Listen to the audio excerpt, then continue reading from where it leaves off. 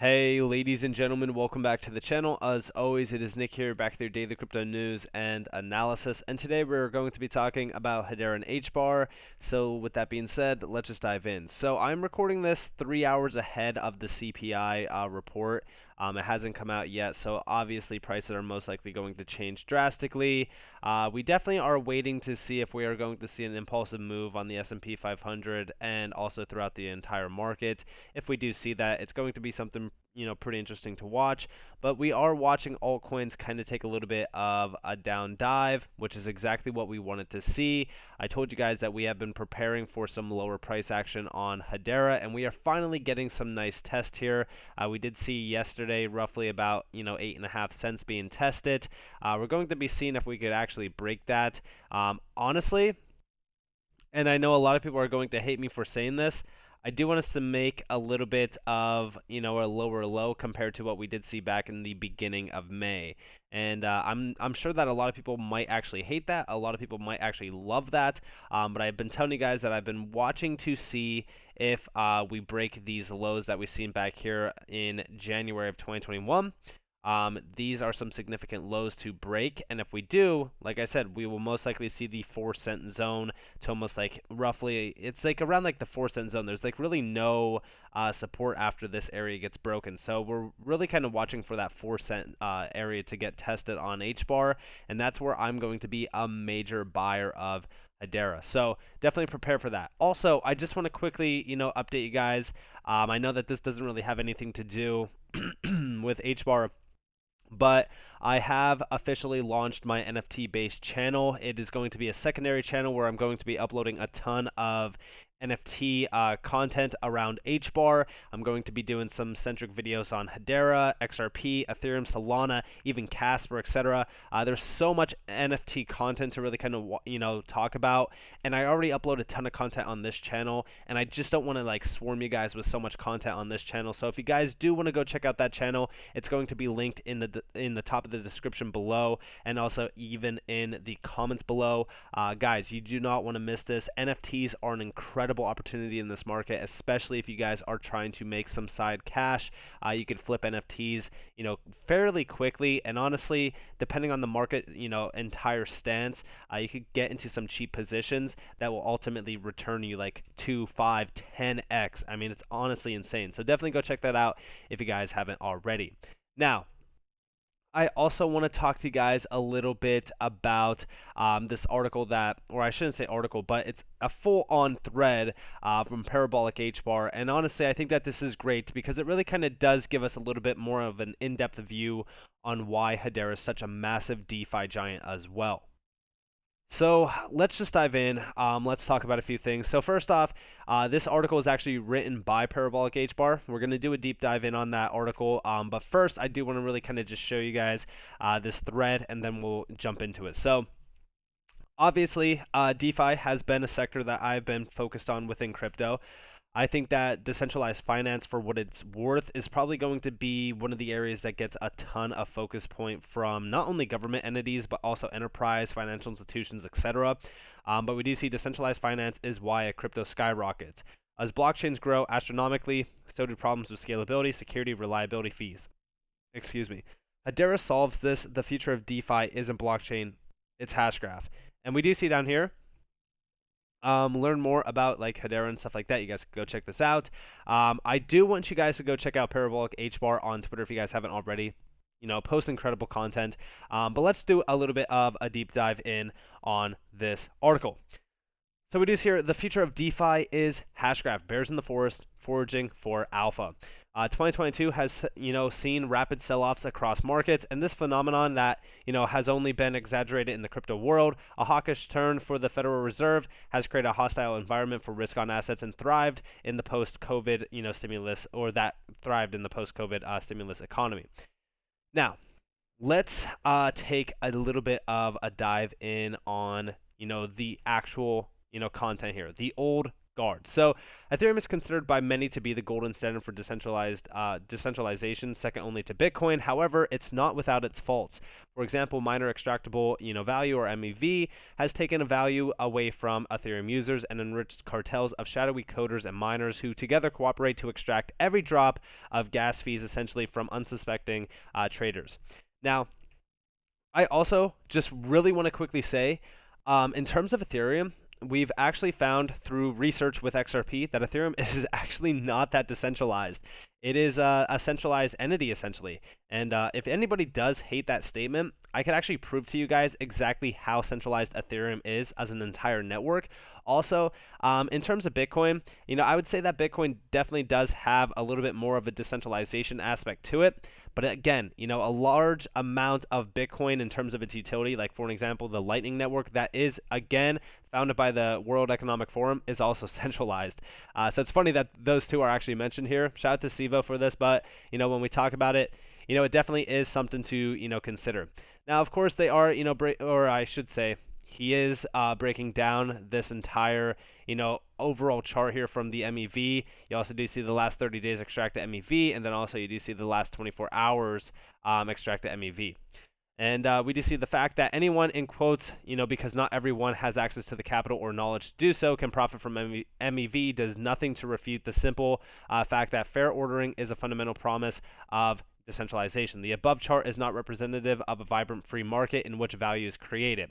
Rather, it is, a tally of all the dollars extracted from Ethereum users by the MEV cartel. And honestly, yeah, after utilizing Ethereum for a lot of NFTs and things like that, the gas fees are astronomical, and it truly is something significant. And then we also do see a challenger.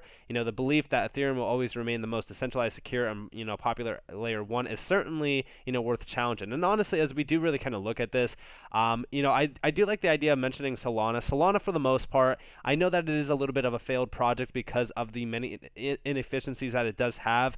I still believe it's going to thrive, and I've talked about this a little bit.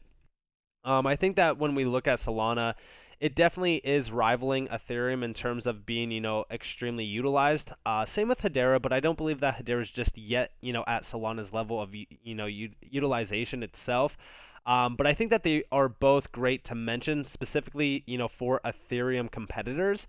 I know that I always say, like, we shouldn't be comparing and contrasting these, assets greatly, but I do think that it is great to mention the fact that I do believe that Hedera is, ahead of Solana in terms of the technology stack. I do think that when we look at, what is going to happen in this market, I do believe that as we do see more DeFi offering on Hedera, specifically even staking and things like that moving forward, as well as like DeFi use cases like decentralized exchanges and stuff like that, I think that we're going to see a major shift happen for Hedera. I think that that's when we will see, for an example, like TVL ramping up. I think that we really kind of should pay attention to adoption within the DeFi scene. We also do see our quiet team is currently chipping away at a protocol with the potential to lock up billions of dollars in crypto assets and kickstart a whole new chapter for Hedera Hashgraph mass adoption, and that is Saucer Swap. And I've talked to you guys about them. It's a decentralized exchange similar to Uniswap. They're doing some significant things within the NFT sector as well and things like that. I definitely do think that we should be paying attention to Saucer Swap. If you guys want, I could actually make a video on them. I've talked about them in the past. But yeah, I do think that a lot of these DeFi offerings that are coming to Hedera are going to push it and ramp up the total value locked. I also look forward to native staking going live. I think that that is a very critical area to focus on.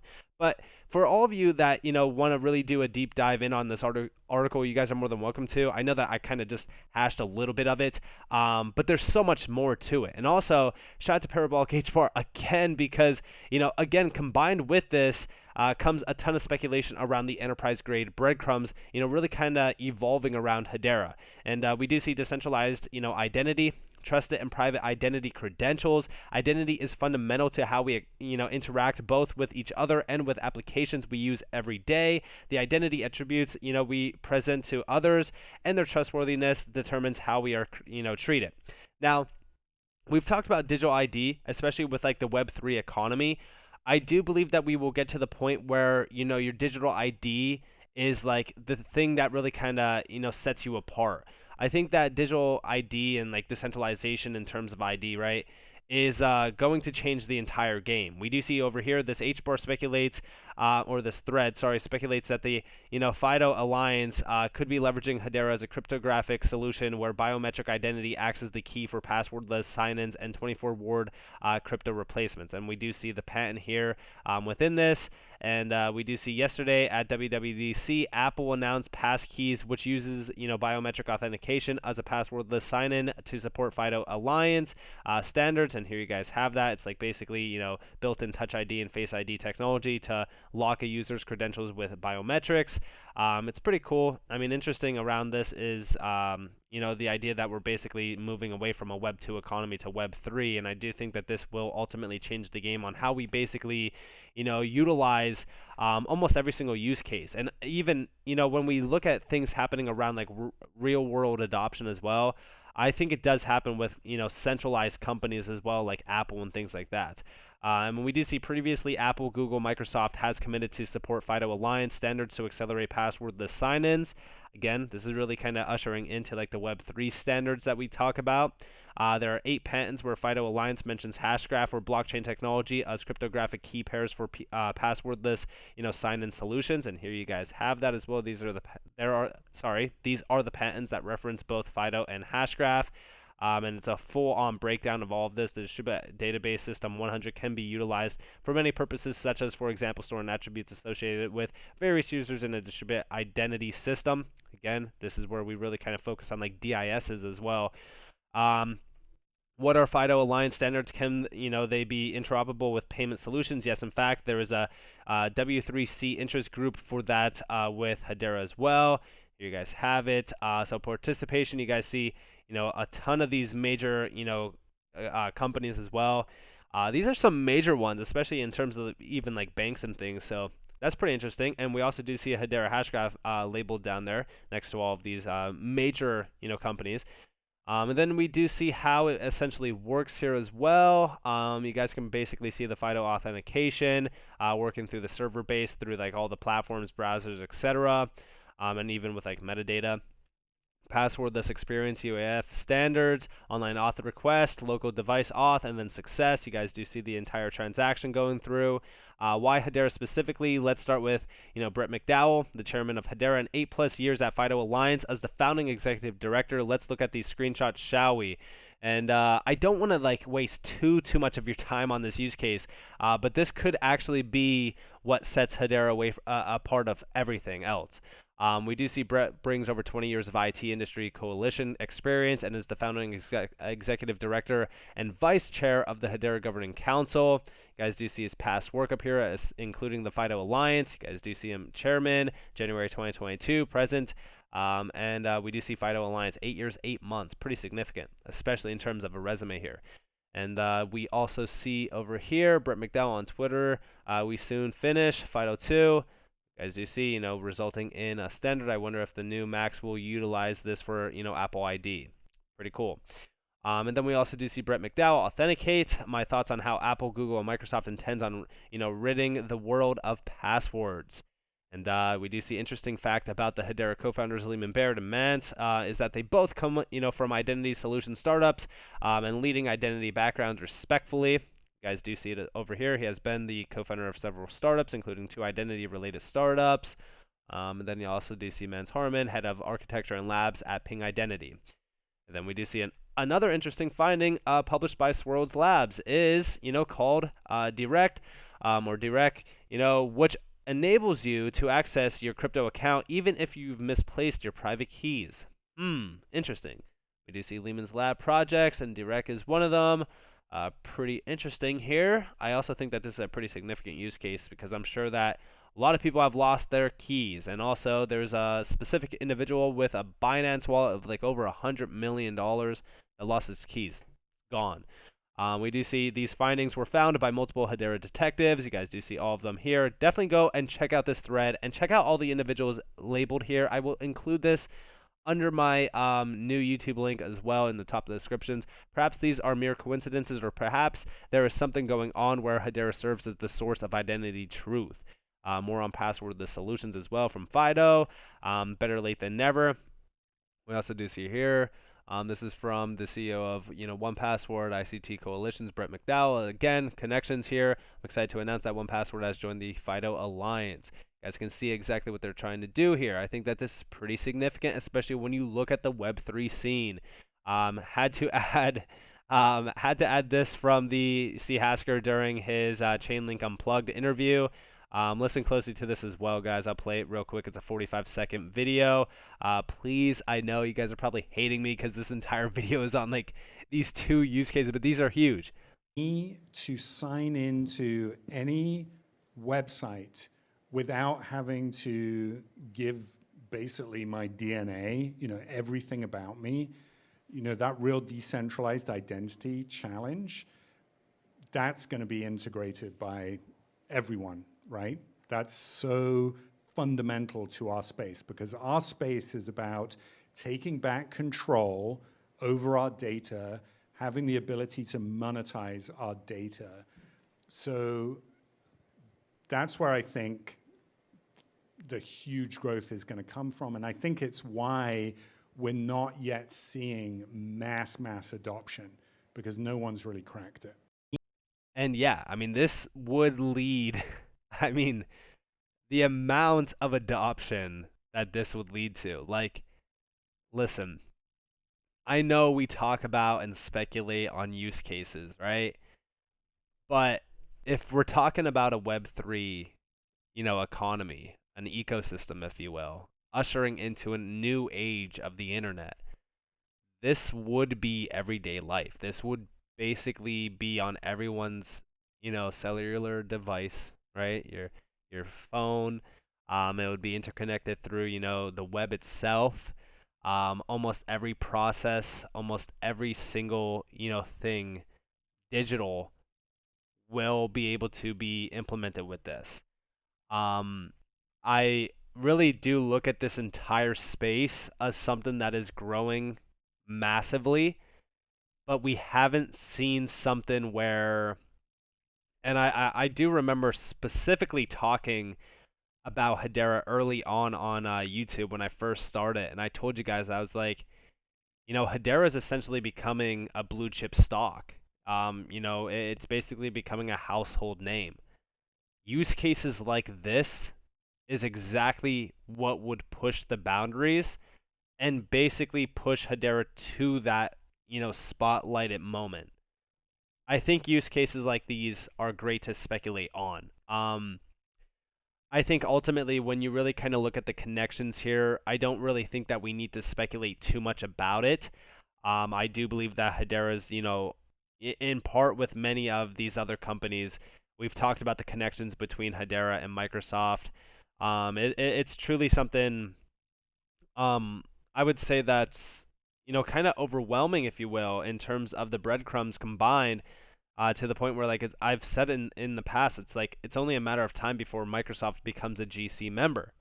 Not because I'm biased and I want it to happen, but because there's just so many connections to like MTech and things like that, and there's so many other use cases and connections as well that really kind of connect the dots.